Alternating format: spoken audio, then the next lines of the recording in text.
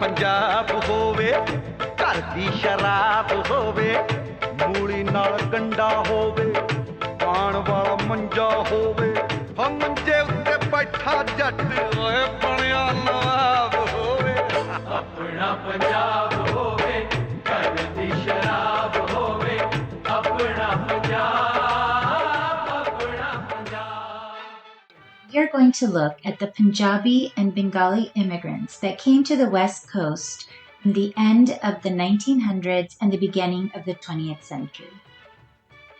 The first Sikh man from the Punjab region of what is now India and Pakistan to enter into the U.S. official immigration records is Bakshish Singh Dillon, who came to California in either 1897 or 1899.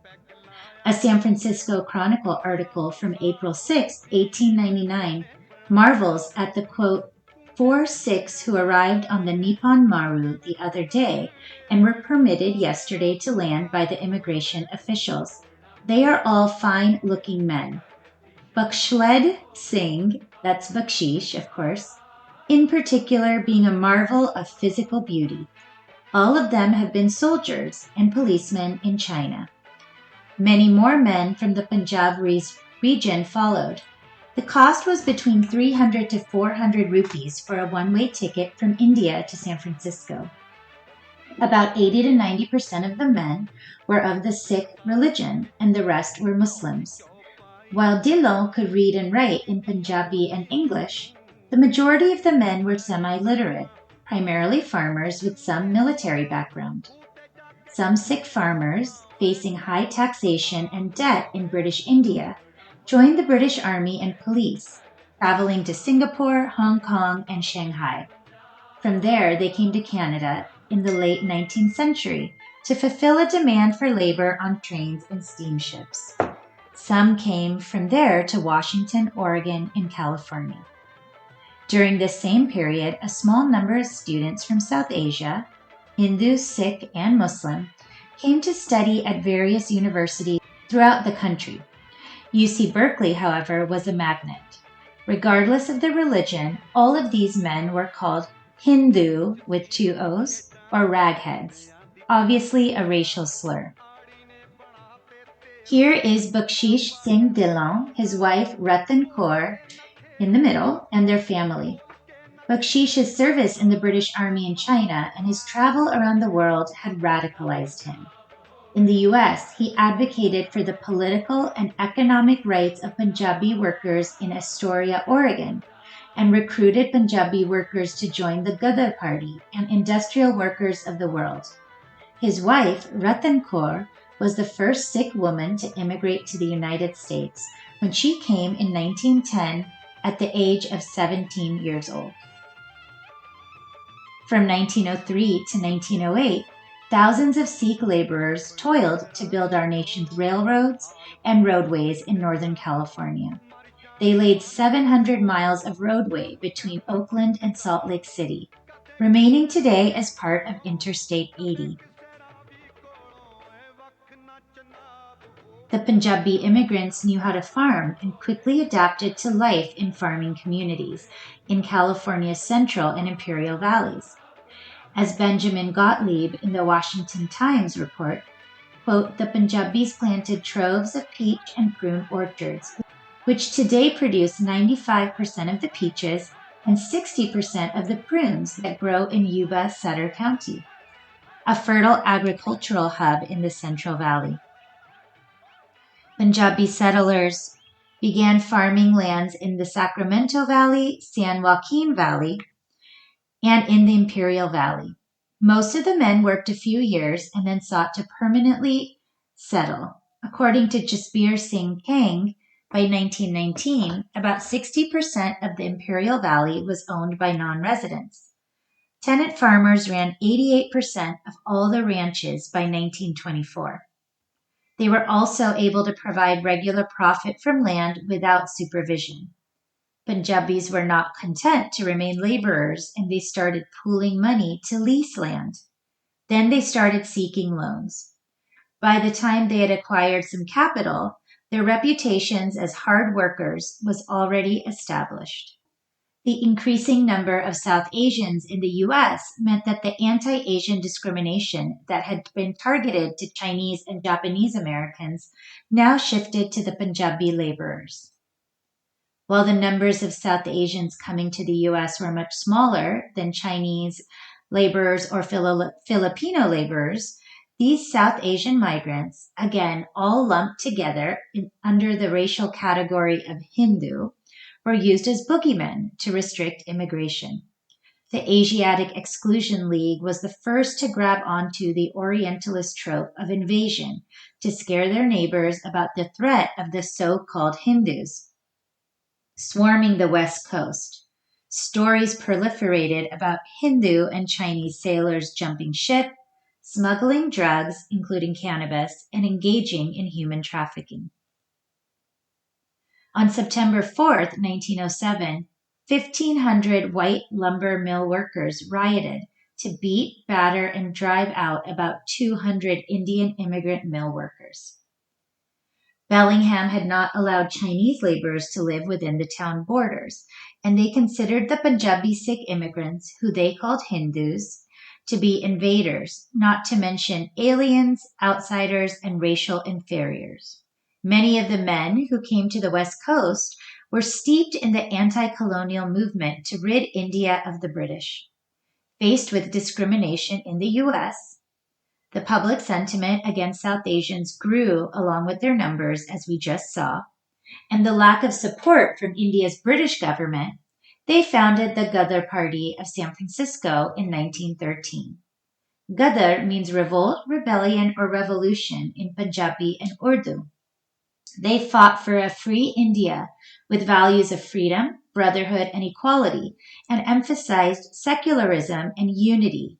And they sought to overthrow the British Empire through armed revolution. The Gadar Party was a coalition of Punjabi migrant workers and Bengali and Punjabi intellectuals and students.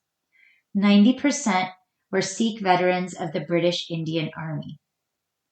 The Gadar Party launched its own newspaper, Gadar, which circulated all over the world. The party's reach meant that British, American, and Canadian officials began surveilling it and started collecting data on Indian nationalists coming through Angel Island. These governments even hired spies to trail prominent Gadar Party figures.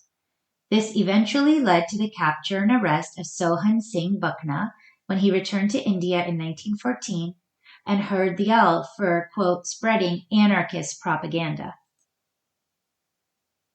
Students from India began arriving to UC-affiliated colleges as early as 1888. Saeed Abdul Hassan from Calcutta studied at the UC-affiliated Toland College of Medicine, which later became UCSF. After graduating, he worked as a physician in Berkeley.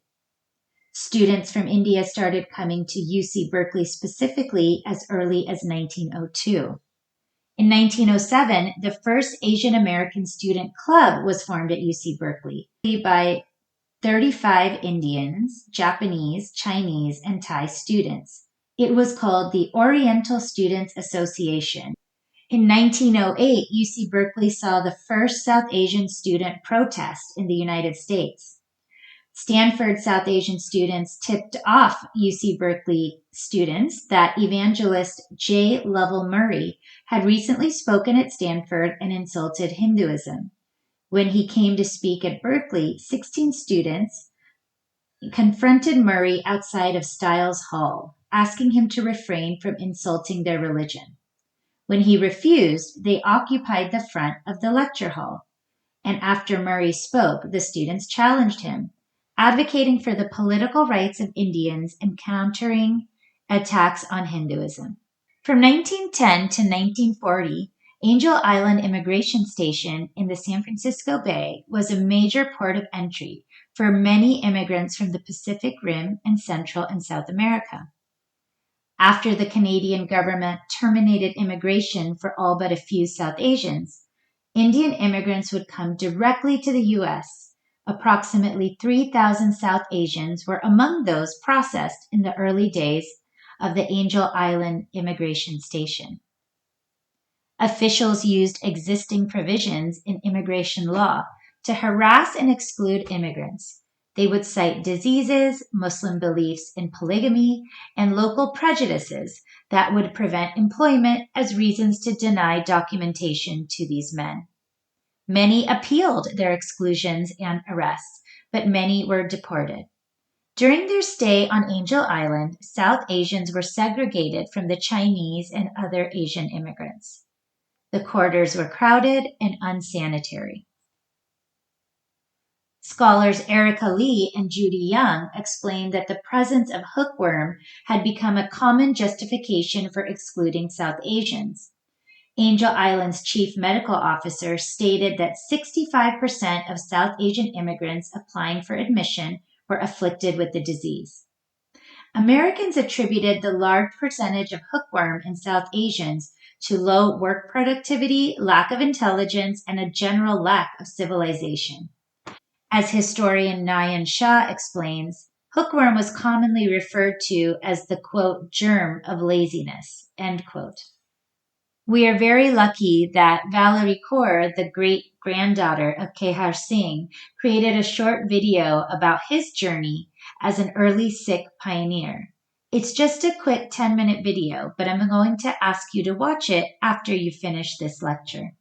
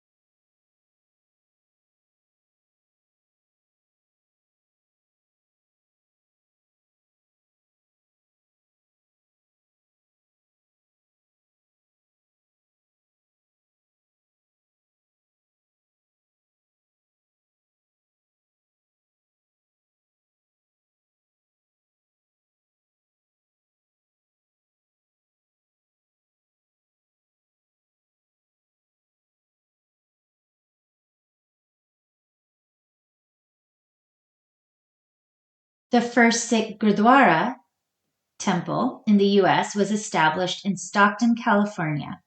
It was founded by the Pacific Coast Khalsa Society and by the Potato King, Jalwala Singh, and Wasaka Singh. Singh was the first VP of the Gadar Party.